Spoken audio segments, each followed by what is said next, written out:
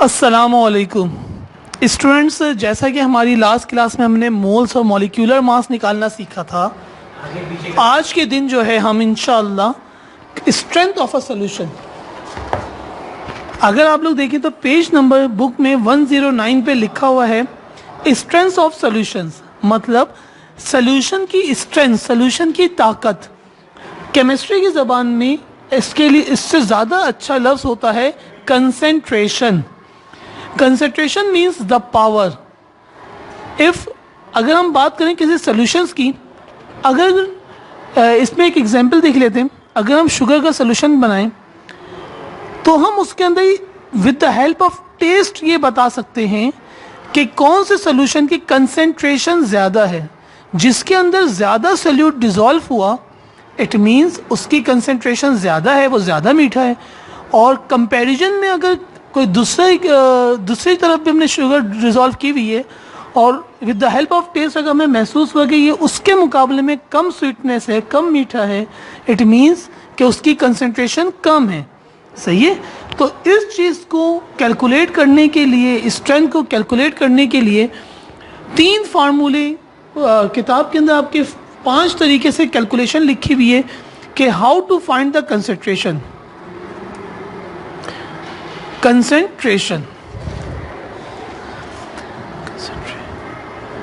Concentration मालूम करने का सबसे पहला तरीका जो है वो है मोलैरिटी। मोलैरिटी को रिप्रेजेंट किया जाता है कैपिटल एम से। Molarity is represented by capital M. It is a unit of concentration, it is a 1 unit of concentration.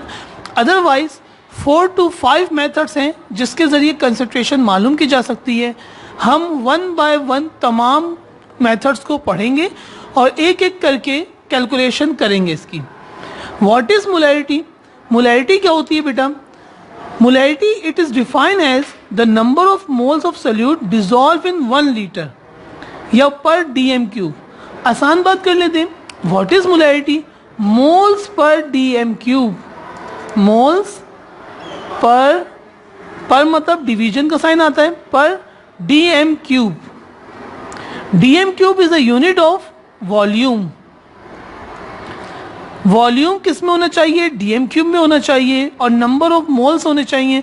अगर इन दोनों को डिवाइड कर दिया जाए तो हमारे पास क्या पता चल जाता है? हमें मोलैरिटी आ जाती है। तो मोलैरिटी किसके बराबर होती है? मोल्स पर dm³ के बराबर होती है। सही है। और इसको रिप्रेजेंट किया जाता है कैपिटल एम के ज़रिए। सही है। नाउ आज के दिन हमने मोलैरिटी का, वैसे तो अगर आप बुक देखेंगे तो आपको वहाँ पे 3 से 4 फार्मूले लिखे हुए नज़र आ रहे होंगे, लेकिन उन तीनों फार्मूलों का जो बेसिक फार्मूला है वो यही है, molarity is equal to moles upon volume. सही है। वॉल्यूम इन dm³।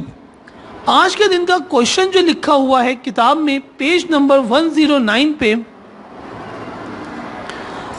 क्वेश्चन लिखा हुआ है, उसका डेटा मैं यहाँ पे आपके सामने बना रहा हूँ। मैं क्या बना रहा हूँ आप लोगों के सामने? डेटा।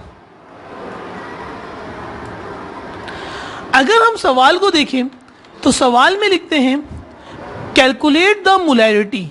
तो मैंने सबसे पहले क्या लिख दिया? आपको गिवन क्या है? डेटा में क्या जाएगा? सबसे पहली बात कैलकुलेट दी मोलैरिटी। तो आपने लिखा molarity is equal to question mark. Molarity, calculate the molarity. Molarity आपने मालूम करनी है of a solution containing 4 gram of NaOH। Gram is a unit of mass. तो आपने लिखा mass is equal to 4 gram in 500 centimetre cube. Volume किस में दिया हुआ है? वॉल्यूम सेंटीमीटर क्यूब में दिया हुआ है। तो आपने लिखा volume is equal to 500 centimetre cube. अब बेटा सवाल बज़ाहिर तो बहुत सिंपल लग रहा है कि सिर्फ वैल्यू पुट करेंगे और आंसर आ जाएगा, लेकिन ऐसा है नहीं। क्यों नहीं है ऐसा? क्योंकि जब मैं अपने फार्मूले को देख रहा हूं तो उसमें मुझे नजर आ रहा है मोल्स और यहां पे क्या दिया हुआ है? मास। तो आपने सबसे पहले मास की मदद से मोल्स मालूम करने हैं, सही है। तो आपने हेडिंग क्या डाली, सॉल्यूशन की हेडिंग डाली। सबसे पहले आपको क्या लिखा हुआ है, मास। आपको पता है how to find the moles, number of moles किसके बराबर होता है, ये हम लास्ट क्लास में पढ़ चुके हैं, मास अपॉन मॉलिक्यूलर मास। तो आपने सबसे पहले मास पुट किया, कितना दिया बताओ, 4 gram divided by molecular mass. आपके पास बुक के अंदर मॉलिक्यूल क्या है, NaOH, mass of NaOH given है। तो NaOH का मुझे उम्मीद है कि आप लोग फौरन रफ वर्क बनाएंगे और लिखेंगे NaOH। सोडियम का एटॉमिक मास आपने पीरियोडिक टेबल से देखा तो वहां पे लिखा हुआ है 23 प्लस 16 प्लस 1। तो NaOH का एटॉमिक मास किसके बराबर आ जाएगा, 23 प्लस 1, 24 प्लस 16, 24 प्लस 16, 40 के किसके बराबर आ रहा है, 40। तो मैंने यहाँ पे क्या लिख दिया, 4040। जब मैंने इसको कैलकुलेट किया, 4 डिवाइडेड बाय 40 किया, तो मेरे पास आंसर आ जाएगा 0.1। कितना आ जाएगा, 0.1 आ जाएगा, सही है। 0.1 मोल्स आ जाए। अब मैंने मोल्स मालूम किया। Now we put the formula which relate to the molarity because you find the molarity. तो मोलैरिटी बराबर होता है, आपने फिर फार्मूला लिखा, molarity is equal to moles divided by volume, but volume must be in dm cube. अब दूसरी परेशानी क्या है कि यहाँ पे dm क्यूब है, यहाँ पे सेंटीमीटर क्यूब है।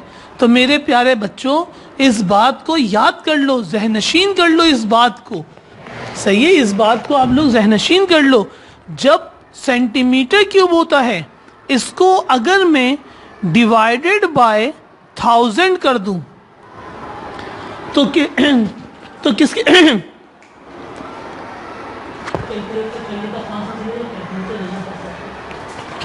अच्छा, अगर मैं इसको डिवाइडेड बाय 1000 कर दूं तो मेरे पास आंसर क्या आ जाएगा, सेंटीमीटर क्यूब से, मैं इधर लिख रहा हूं बेटा, याद कर लेना इसको। सेंटीमीटर क्यूब से जब डेसीमीटर क्यूब में जाते हैं तो डिवाइडेड बाय 1000 करते हैं, सही है। तो आपके पास आंसर क्या आ जाएगा, 0.5 dm क्यूब, सही है। तो आपके पास दोनों चीजें हो गई। मोल्स किसके बराबर आ गए, 0.1 डिवाइडेड बाय वॉल्यूम किसके बराबर आ गया आप लोगों के पास बेटा, 0.5, सही है। तो 0.1 डिवाइडेड बाय 0.5, तो आप इसका आंसर कितना आ जाएगा आपके पास, जब आप इसको कैलकुलेट करेंगे तो आ जाएगा 0.2 मोलर, सही है। क्योंकि मोलैरिटी का यूनिट क्या होता है, capital M। Molarity is equal to 0.2 molar आ रहा है। अच्छा, अगर आप किताब में देखेंगे इस सवाल को तो वहां पे दूसरी तरीके से किया हुआ है, वो मुश्किल है। हम एक स्टैंडर्ड तरीका अपना लेंगे, इसी से तमाम सवाल होते चले जाएंगे। तो ये जो मेथड था, ये मेथड था how to find the molarity. Molarity का हमने एक मोलैरिटी बराबर होती है मोल्स अपॉन dm क्यूब। एक क्वेश्चन लिखा हुआ है पेज नंबर 109 बुक पेज पे, मोलैरिटी दी हुई है, मालूम करनी है, मास दिया हुआ है, वॉल्यूम दिया हुआ है। मास दिया हुआ था, हमें मास की ज़रूरत नहीं है क्योंकि हमारे फार्मूले में क्या लिखा हुआ है, मोल्स। तो मैंने मास को क्या मालूम कर लिया, मोल्स। प्रीवियस 2 क्लासेस में मैंने समझाया ये। मोल्स मालूम किया, मोल्स की वैल्यू पुट करी, यहाँ पे ये 0.1 आ गया। 0.1 जब आ गया उसके बाद मैंने मोलैरिटी का फार्मूला पुट किया। मोलैरिटी यहाँ पे सेंटीमीटर क्यूब में थी और यहाँ पे किस में बेटा, डेसीमीटर क्यूब में। तो सेंटीमीटर क्यूब को डिवाइडेड बाय 1000 कर देंगे तो वो डेसीमीटर क्यूब बन जाता है। उसकी वैल्यू पुट करी, मोलैरिटी मैंने फाइंड आउट कर ली। अच्छा, ये सवाल आप लोगों ने घर में अपने हाथ से इसकी प्रैक्टिस करनी है। एक मैं आप लोगों को होमवर्क के तौर पे बता रहा हूं, आपने पेज नंबर, होमवर्क जो है वो आपका क्या है बेटा, पेज नंबर 117, 117 पेज नंबर के ऊपर, 117 पेज नंबर के ऊपर आपको क्वेश्चन नंबर 5 लिखा हुआ नजर आ रहा होगा। इसको आप लोगों ने घर में परफॉर्म करना है। बस मैं इस सवाल में लिखा हुआ है ml, आप देखेंगे यहाँ पे क्या लिखा हुआ होगा, ml। इस ml को, बल्कि मैं आप लोगों की आसानी के लिए इसका थोड़ा सा डेटा बना देता हूँ। ये डेटा है पेज नंबर 117 के ऊपर क्वेश्चन नंबर 5। ये आप लोगों का होमवर्क है, बट आई सॉल्व, लेकिन मैं इसका ना डेटा बना रहा हूँ इसका, सही है। कैलकुलेट द मोलैरिटी, मोलैरिटी आपने मालूम करनी है। Mass of glucose, mass of glucose, mass of glucose का फार्मूला होता है C6H12O6। कितना दिया हुआ है आपको, 16 ग्राम दिया हुआ है। और वॉल्यूम कितना दिया हुआ है आपको, 300 ml। तो भाई आप लोगों को सिर्फ ये बात समझानी है, ये ml दिया हुआ है, जब आप लोग वैल्यू पुट करेंगे तो उसका क्या आना चाहिए, डेसीमीटर क्यूब। तो ml और सेंटीमीटर क्यूब एक ही बात होती है, ml लिखा हो या सेंटीमीटर क्यूब एक ही बात है। तो जब आप डेटा बनाएंगे और इसको डेसीमीटर क्यूब में करेंगे, जब ml दिया हुआ हो या ml दिया हुआ हो या फिर सेंटीमीटर क्यूब दिया हुआ हो, इन दोनों को जब डेसीमीटर क्यूब में लेके जाते हैं तो डिवाइडेड बाय 1000 करते हैं। तो इसको भी क्या करना पड़ेगा, डिवाइडेड बाय 1000। तो ये किस में आ जाएगा, इसका आंसर आ जाएगा 0.3 डेसीमीटर क्यूब। अच्छा, आप लोगों ने ये सवाल सॉल्व करना है। नेक्स्ट क्लास में मैं ये खुद भी यहाँ पे सॉल्व करूँगा, तो परेशान नहीं होइएगा, आप लोग खुद सॉल्व करें, जहाँ पे गलती होगी फिर उसको मैच कर लेंगे। सही है भाई, अस्सलामु अलैकुम। नेक्स्ट क्लास में इंशाल्लाह, आज हमने मोलैरिटी किया है, नेक्स्ट क्लास में हम लोग नॉर्मेलिटी करेंगे। सही है, अस्सलामु अलैकुम।